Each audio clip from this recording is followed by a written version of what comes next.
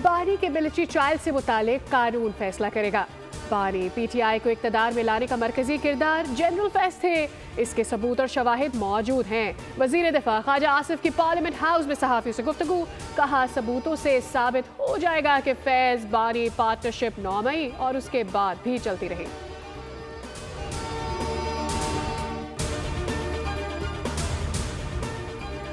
पाकिस्तानी मईशत इस्तेहकाम की जानिब गामज़न है। इप्सॉस ग्लोबल कंज्यूमर कॉन्फिडेंस इंडेक्स की चौथी सैमाही रिपोर्ट जारी। सर्वे के मुताबिक पाकिस्तान की मईशत में पिछले साल के दौरान काबिले जिक्र तरक्की हुई।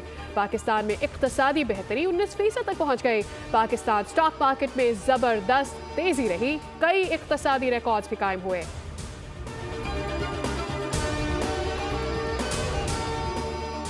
और कराची में ट्रैफिक हादसात में कीमती इंसानी जानें ज़ाया। गुज़श्ता 24 घंटों के दौरान मुख्तलिफ हादसात में खातून और कमसिन बच्चे समेत 10 अफराद जाँ बहक हुए। ज़्यादातर हादसे हैवी गाड़ियों की तेज़ रफ्तारी के बाइस पेश आए। जाँ बहक होने वालों में मोटरसाइकिल सवारों की तादाद ज़्यादा है।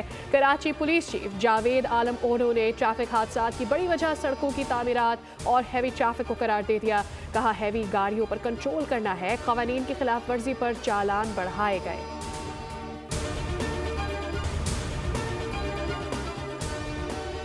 इसराइल का जंगी जुनून जारी। 48 घंटों में शाम पर 480 हमले कर दिए। शामी बहरी बेड़े के 15 जहाज और हथियार बनाने की फैक्ट्रियां तबाह करने का दावा।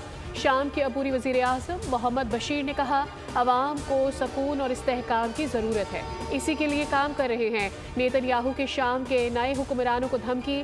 कहा, अगर इन्होंने ईरान को शाम में दोबारा कदम जमाने का मौका दिया तो भारी कीमत अदा करनी पड़ेगी।